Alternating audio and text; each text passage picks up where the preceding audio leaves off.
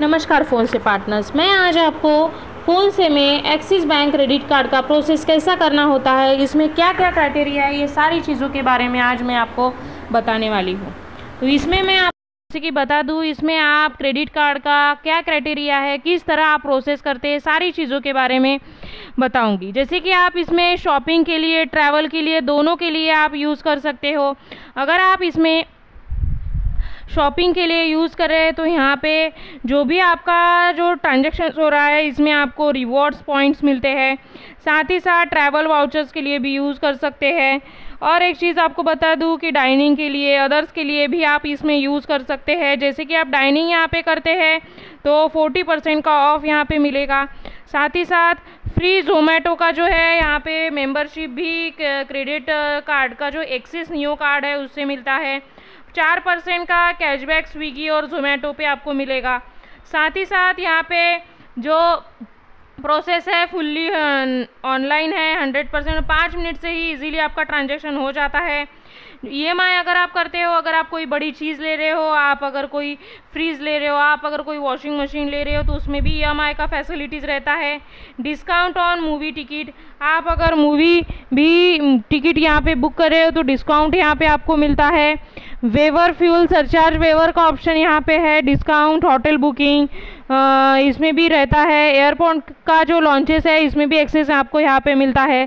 साथ ही साथ और एक चीज़ बता दूँ कि टर्म एंड कंडीशन में ये जो कस्टमर का हम लोग प्रोसेस करेंगे तो उसमें इंडिया के वो लोग कस्टमर होने चाहिए। साथ ही साथ ऑलरेडी वो एक्सिस बैंक क्रेडिट कार्ड का यूज़र नहीं होना चाहिए। अगर वो ऑलरेडी यूज़ कर रहे हैं एक्सिस बैंक क्रेडिट कार्ड का तो हम लोग उनको फिर से क्रेडिट कार्ड के लिए प्रोसेस नहीं कर सकते हैं। तो इसीलिए पहले ही पूछ लेना कि ऑलरेडी आपके पास कोई बैंक का क्रेडिट कार्ड है तो एक्सिस का फिर से एक्सिस का प्रोसेस कर रहे हैं तो ऑलरेडी एक्सिस का नहीं होना चाहिए। उसके बाद एलिजिबिलिटी क्राइटेरिया के बारे में बता दूं। एलिजिबिलिटी क्राइटेरिया में आपको ग्रुप एज उसमें होना चाहिए 18 से 70। इनकम रेंज में आपको 25,000 से ऊपर उनका इनकम होना चाहिए। सैलराइड और बिजनेसमैन दो ही क्राइटेरिया होता है सैलराइड के लिए, जो मैं अभी बता रही हूँ सैलराइड के लिए बता रही हूँ। तो सैलराइड में आपको जो है इसमें इनकम रेंज में जैसे कि इनकम रेंज में आपको सैलरी स्लिप मैंडेटरी होता है। एम्प्लॉयमेंट लेटर, आइडेंटिटी प्रूफ में जैसे कि PAN card, Aadhaar card, ration card, voter ID, driving licence, ये भी आप रख सकते हैं। ठीक है। उसके बाद जैसे कि यहाँ पे एड्रेस प्रूफ में आप टेलीफोन बिल, इलेक्ट्रिसिटी बिल ये भी रख सकते हैं, ration card, rental agreement.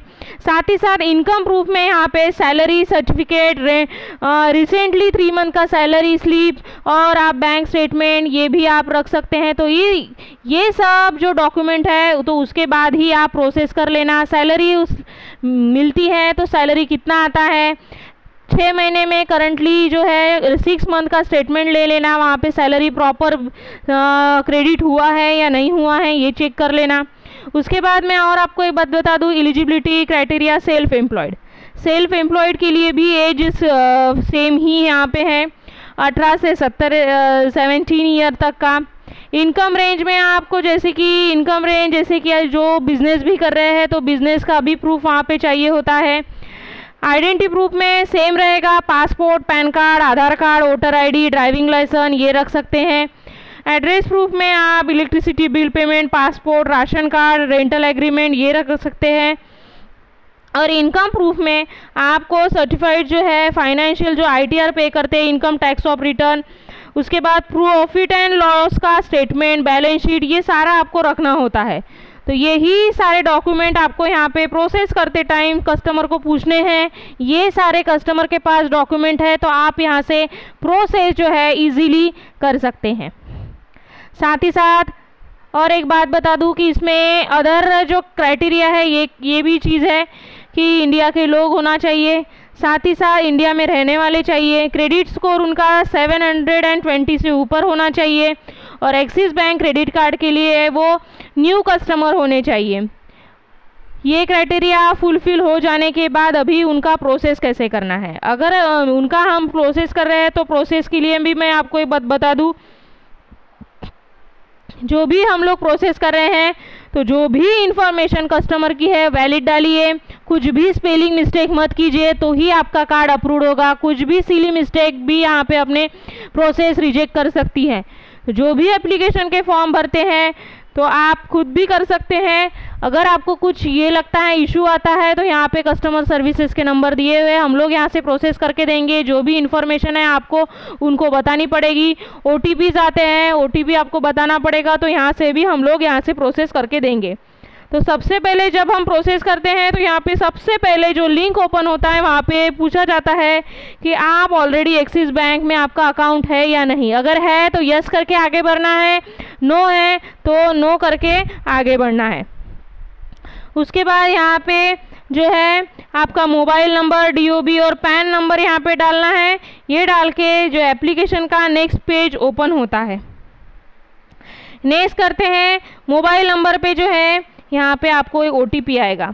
OTP यहाँ पे सबमिट करना होता है। ये OTP सबमिट करेंगे तो यहाँ पे कस्टमर का नाम, पैन नंबर, DOB, जो भी कार्ड पे नाम चाहिए वो, मदर नेम, जेंडर, एजुकेशन, ये सारा सिलेक्ट करना होता है। साथ ही साथ यहाँ पे जो भी एड्रेस पे आप रह रहे हो वो एड्रेस का जो करंटली एड्रेस है वो वहाँ पे डालना होता है। उसके बाद यहाँ पे ये डालने के बाद करंट एड्रेस जो आप जहाँ पे रह रहे हो वो सिलेक्ट करना है। वो सिलेक्ट करने के बाद नेक्स्ट इसमें आपको यहाँ पे नेट आप जॉब करते हैं या बिजनेस करते हैं वो पूछा जाता है। अगर आप जॉब कर रहे हैं तो सैलराइड पे टिक करना है, अगर आप बिजनेस कर रहे हैं तो सेल्फ एम्प्लॉयड में टिक करना है। यहाँ पे आपका नेट एनुअल इनकम कितना है, 25,000 से 35,000, जो भी आपके बीच में इनकम है वो डालना है। टाइप ऑफ इंडस्ट्री यहाँ पे डालना है। करंट ऑर्गेनाइजेशन नेम, क्या आप कौन से बिजनेस कर रहे हैं, कौन सा जॉब कर रहे हैं वो आपके डालना है। आप कितने साल से जॉब कर रहे हैं, आप यहाँ पे रिसेंटली कितने साल से जॉब कर रहे हैं ये भी यहाँ पे डालना होता है। उसके बाद ये सबमिट कर जाने के बाद यहाँ पे आपको ये 3 प्रकार के जो भी आपकी एलिजिबिलिटी के अनुसार यहाँ पे कार्ड्स आते हैं। तो जो भी कार्ड्स आप माईजोन वीज़ा कार्ड है, न्यू क्रेडिट कार्ड है, axis bank Flipkart credit card है, तो इसके अलग अलग फीस भी है। जैसे कि यहाँ पे माईजोन वीज़ा कार्ड की जो है ज्वाइनिंग फीस 500 है। न्यू क्रेडिट कार्ड का जो है यहाँ पे भी 250 रुपीज़ है ज्वाइनिंग फीस। और यहाँ पे axis bank Flipkart credit card है तो यहाँ पे 500 रुपीज़ ज्वाइनिंग और एनुअल फीस यहाँ पे है। तो इस तरीके से आप पूरा पढ़ लेना, उसके बाद ही जो कार्ड आपके लिए सूटेबल है तो आप उसके लिए प्रोसेस कर सकते हैं। इसमें आपको कैशबैक कैसे आता है, इसमें क्या क्या आपको फैसिलिटीज़ मिलेगी ये भी यहाँ पे दिया हुआ है। तो आप इसमें तीनों में से कोई भी आपके लिए सिलेक्ट कर सकते हैं और उसके लिए प्रोसेस कर सकते हैं। ये सबमिट हो जाने के बाद जो भी आप सिलेक्ट करते हैं, ये C1 नंबर एप्लीकेशन नंबर है, ये एप्लीकेशन नंबर यहाँ पे सबमिट करना है। यहाँ पे जो पूरा सबमिट हो जाने के बाद ये एप्लीकेशन नंबर आता है तो इसका स्क्रीनशॉट आप ले लीजिएगा।